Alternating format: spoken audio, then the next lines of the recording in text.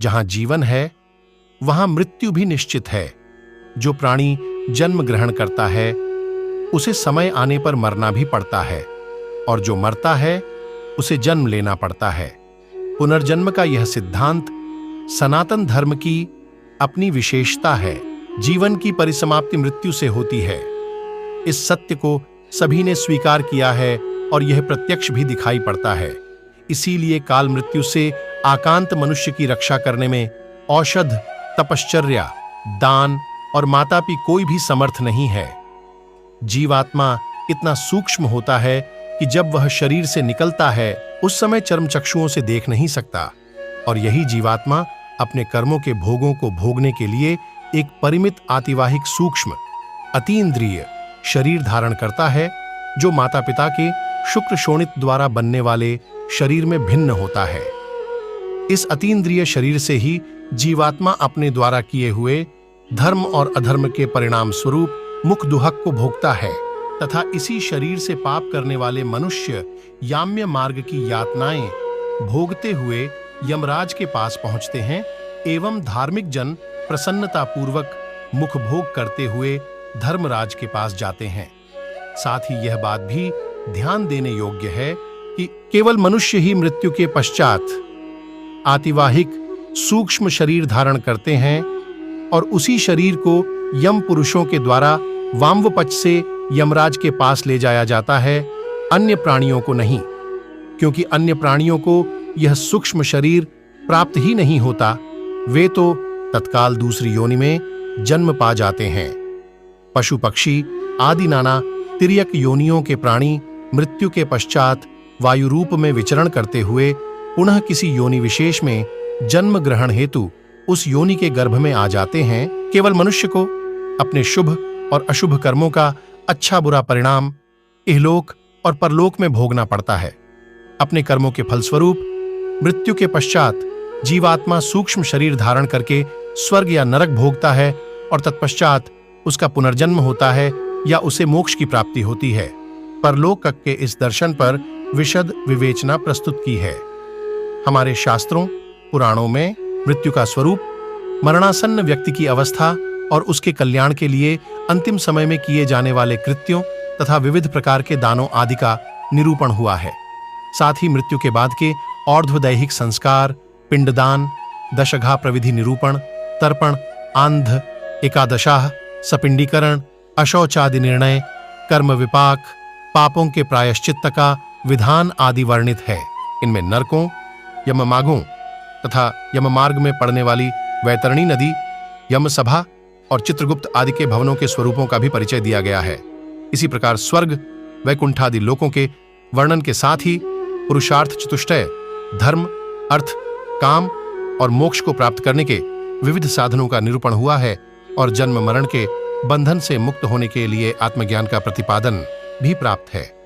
इन संपूर्ण विषयों का एक सुंदर शास्त्रोक्त संकलन प्रस्तुत ग्रंथ गरुड़ पुराण सारोद्धार प्रेतकल्प में उपलब्ध है। यह 16 अध्यायों में सुगुम्फित है। प्रायः आद्य आदि पितृकायों तथा अशीचावस्था में परंपरा से इसी को सुनाया जाता है, और सामान्य लोग प्रायः इसे ही गरुड़ पुराण के रूप में जानते हैं, परंतु वास्तव में यह ग्रंथ मूल गरुड़ पुराण से भिन्न है। प्राचीन काल में राजस्थान के विद्वान पंजीरो नौनिधि शर्मा जी के द्वारा किया गया यह एक महत्वपूर्ण संकलन है।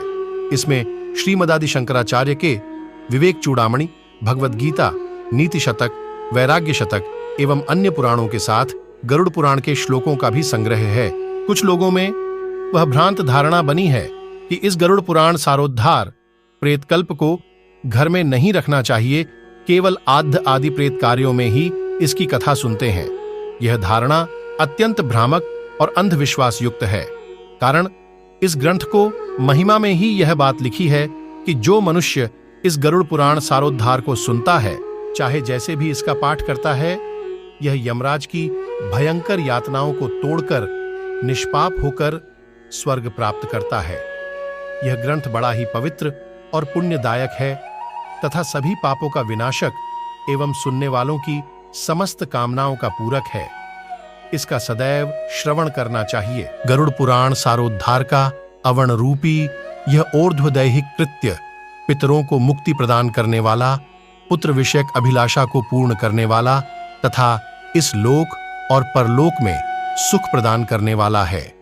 जो इस पवित्र प्रेतकल्प को सुनता अथवा सुनाता है, वे दोनों ही पाप में मुक्त हो जाते हैं और कभी भी दुर्गति को नहीं प्राप्त करते।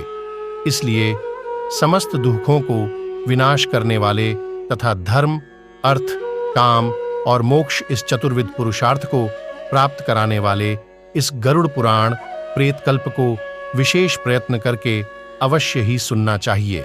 वास्तव में गरुड़ पुराण सारोद्धार की समस्त कथाओं और उपदेशों का सार यह है कि हमें आसक्ति का त्याग कर वैराग्य की ओर प्रवृत्त होना चाहिए तथा सांसारिक बंधनों से मुक्त होने के लिए एकमात्र परमात्मा की शरण में जाना चाहिए। ये लक्ष्य प्राप्ति कर्मयोग, ज्ञान अथवा भक्ति द्वारा किस प्रकार हो सकती है, इसकी विशद व्याख्या इस ग्रंथ में हुई है। मनुष्य इस लोक से जाने के बाद अपने पालौकिक जीवन को किस प्रकार सुख समृद्ध एवं शांतिप्रद बना सकता है तथा उसकी मृत्यु के बाद उस प्राणी के उद्धार के लिए पुत्र पौत्रादि पारिवारिक जनों का क्या कर्तव्य है, इसका विशद वर्णन भी यहाँ प्राप्त होता है। इस गरुड़ पुराण सारोद्धार के भावन और पठन से स्वाभाविक ही पुण्य लाभ तथा अंतःकरण की परिशुद्धि एवं भगवान में रति तथा विषयों से विरति तो होती ही है, साथ ही मनुष्यों को ऐहिक और पालौकिक हानि लाभ का पदार्थ ज्ञान भी हो जाता है। तदनुसार जीवन में कर्तव्य निश्चय करने की अनुभूत शिक्षा भी मिलती है। इसके अतिरिक्त पुत्र पौत्रादि पारिवारिक जनों की पारमार्थिक आवश्यकता और उनके कर्तव्य बोध का परिज्ञान भी इसमें उपलब्ध है। इस प्रकार यह अत्यधिक उपादेय, ज्ञानवर्धक, सरस तथा यथार्थ अभ्युदय और कल्याण में पूर्णतया सहायक है। आशा है सर्वसाधारण इससे लाभान्वित होंगे। तो ये वीडियो आपको कैसा लगा? वीडियो अच्छा लगा हो तो लाइक शेयर जरूर करें और सब्सक्राइब करना न भूलें।